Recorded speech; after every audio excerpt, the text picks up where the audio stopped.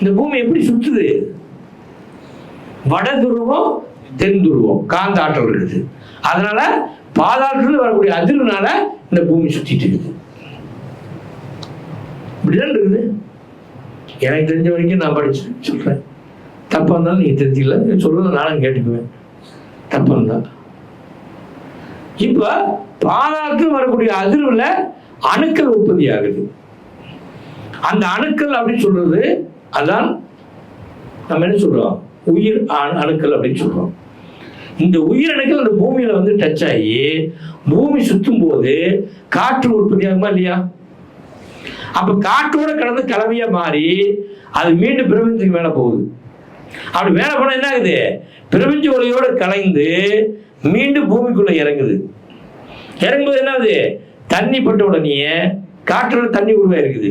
அந்த தண்ணி காற்று வர்றதுனால காற்று, தண்ணி, சூரிய ஒளி இந்த மூன்று ஜாயிண்ட் ஆனா ஒரு உயிர் பிறக்கின்றது.